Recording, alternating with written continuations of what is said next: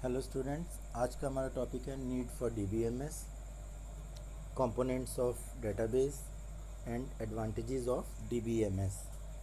तो डीबीएमएस की हमें ज़रूरत क्यों पड़ी? जो पहले प्रॉब्लम हमें मैनुअल फाइल सिस्टम में आती थी, डाटा रिडेंडेंसी की और डाटा इनकंसिस्टेंसी की, वो डीबीएमएस में रिमूव हो गई हैं सारी प्रॉब्लम। मीन्स जो डाटा बार बार हम रिपीट कर देते थे, कोई डाटा रिपीट हो जाता था मैनुअल फाइल सिस्टम में, ठीक है। तो डीबीएमएस में वो सारी प्रॉब्लम्स हमारी रिमूव हो गई हैं, ठीक है। डाटाबेस क्या है? कोई सेपरेट फाइल नहीं रखता है, ये एक ही फाइल स्टोर करके रखता है और उसी डाटाबेस को क्या है, चाहे कंपनी एक्सेस कर ले, चाहे स्टूडेंट एक्सेस कर ले, या कोई और ऑर्गेनाइजेशन एक्सेस कर सकता है, ठीक है ना। तो डाटा क्या है, एक सेंट्रलाइज्ड फॉर्म में है और वो कोई भी उसको एक्सेस कर सकता है, ये मल्टीपल कॉपीज़ उसकी नहीं बनाता है, ठीक है ना। तो बहुत सारे जो प्रॉब्लम्स थी हमारी मैनुअल फाइल सिस्टम में, वो डाटा वो डीबीएमएस से एप्लीकेशन से रिमूव हो गई। तो कुछ और पॉइंट्स हैं, जैसे इंक्रीजेज कॉम्पिटेंसी, चाहे वो यूज़र की कॉम्पिटेंसी हो, चाहे वो कंप्यूटर की कॉम्पिटेंसी हो।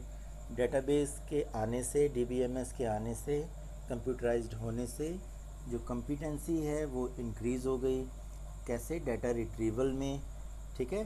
कोई भी मान लीजिए एम्प्लॉई है, डाटा रिट्रीव करना है उसको, कोई क्वेरी किसी को करनी है, तो वो इजीली क्या है, डाटा तुरंत क्या है उसको एक्सेस करके वो रिस्पांस दे सकता है।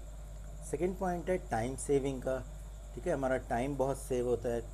क्या करना है, एक कंप्यूटर पे बटन ही हमें दबाना है, एक की डाल के बटन प्रेस करना है, सारा डाटा हमारे पास सामने आ जाएगा, ठीक है। अगर एज कंपेयर करें हम मैनुअल फाइल सिस्टम से, डाटा सिक्योरिटी है इसमें, ठीक है। डाटा हमारा सिक्योर रहता है अनऑथराइज्ड यूज़र्स से, ठीक है ना। हम चाहें तो डाटा पूरा डेटाबेस ना शो करके हम लिमिटेड डेटाबेस शो कर सकते हैं, ठीक है। ये डाटा की सिक्योरिटी है। कंट्रोलिंग रिडंडेंसी, ठीक है, जैसा कि हमने पहले अभी टॉपिक ये डिस्कस किया रिडंडेंसी का, कि डेटाबेस के आने से जो रिडंडेंसी है, ठीक है, वो कंट्रोल में हो गई है पूरा। तो ये थी हमारी नीड फॉर डीबीएमएस कि इसकी ज़रूरत क्या थी। नेक्स्ट है हमारे पास कंपोनेंट्स ऑफ डेटाबेस सिस्टम। कौन कौन से कंपोनेंट्स हैं? सबसे पहले हमारे पास एंड यूज़र है, जो कि यूज़र या प्रोग्रामर है, ठीक है, जैसे कि जो कंप्यूटर के सामने बैठा है वो। नेक्स्ट है एप्लीकेशन प्रोग्राम्स और क्वेरीज़, जो भी हमारी क्वेरीज़ आती हैं, चाहे वो पर्सनल हो, चाहे कंपनी से रिलेटेड हो, चाहे किसी ऑर्गेनाइजेशन से रिलेटेड हो, ठीक है, वो एप्लीकेशन प्रोग्राम्स आते हैं। नेक्स्ट है हमारे पास बीच में जो सॉफ्टवेयर होता है, जिसके थ्रू हम कम्युनिकेट करते हैं, ठीक है, हमारी क्वेरी का रिस्पांस मिलता है, या हम डेटाबेस में कोई डाटा स्टोर करते हैं, वो हमारा सॉफ्टवेयर कौन सा है? डीबीएमएस, ठीक है, जो कि सॉफ्टवेयर टू प्रोसेस क्वेरीज और प्रोग्राम्स, ठीक है, software to access stored data.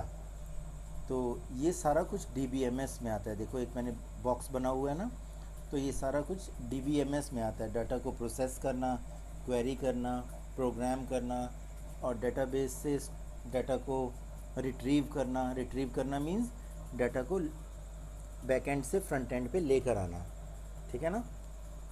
और सबसे लास्ट में हमारे पास क्या होता है? स्टोर्ड डेटाबेस, जो कि हार्ड डिस्क पे स्टोर रहता है, ठीक है ना। और ये stored database definition means meta data क्या होता है?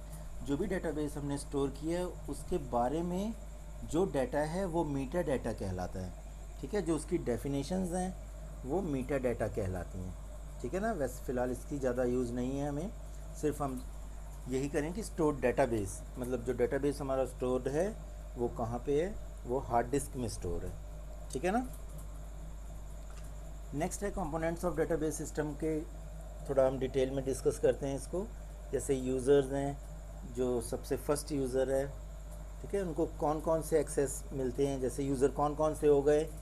डीबी एडमिनिस्ट्रेटर हो गया, ठीक है, सिस्टम और एप्लीकेशन डेवलपर्स हो गए, और एंड यूज़र्स, ठीक है।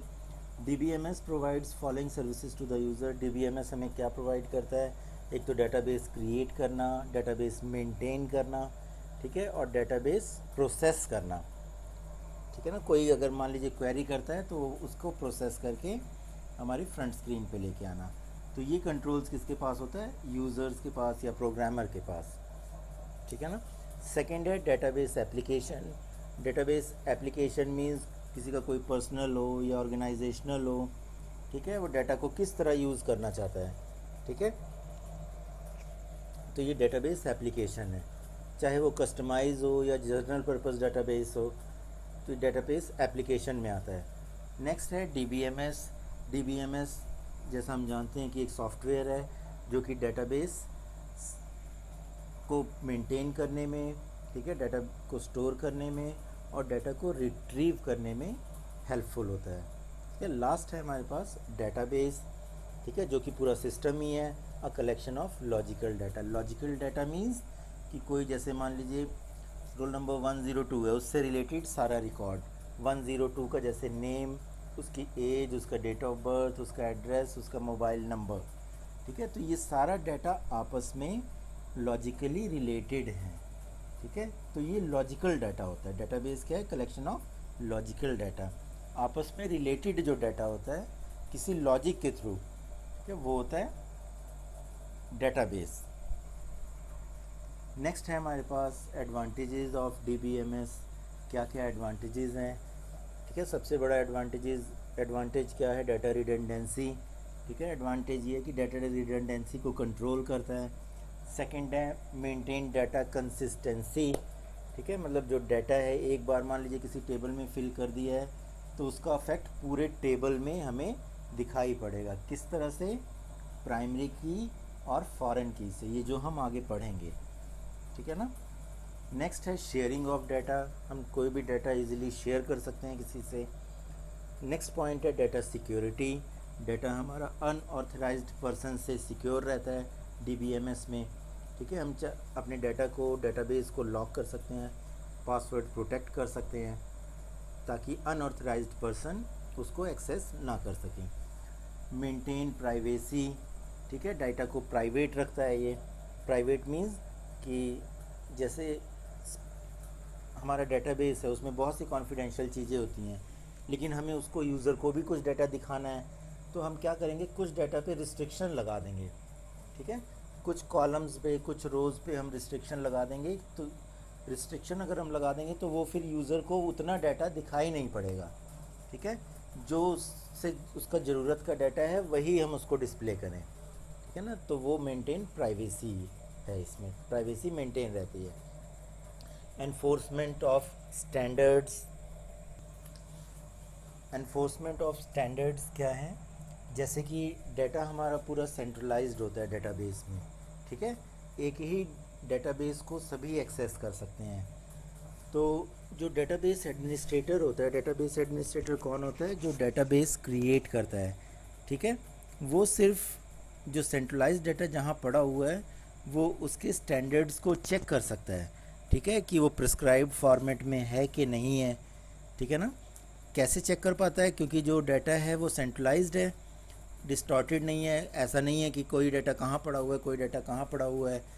तो इससे क्या है? इन्फोर्समेंट ऑफ स्टैंडर्ड्स जो हैं, जो स्टैंडर्ड्स हैं डेटाबेस के, वो मेंटेन करना पॉसिबल हो पाता है। कैसे पॉसिबल हो पाता है? डाटा सेंट्रलाइज्ड होने की वजह से, ठीक है ना। इकोनॉमिकल है। इकोनॉमिकल क्या है? इकोनॉमिकल कैसे है? जैसे एक सेंट्रलाइज्ड डाटा है हमारे पास एक ऑर्गेनाइजेशन का, ठीक है, तो सारे उसी डेटाबेस को एक्सेस कर रहे हैं, हमें मल्टीपल फाइल्स या मल्टीपल डेटाबेस बनाने की ज़रूरत नहीं है। तो हमारी हार्डवेयर की कॉस्ट क्या है?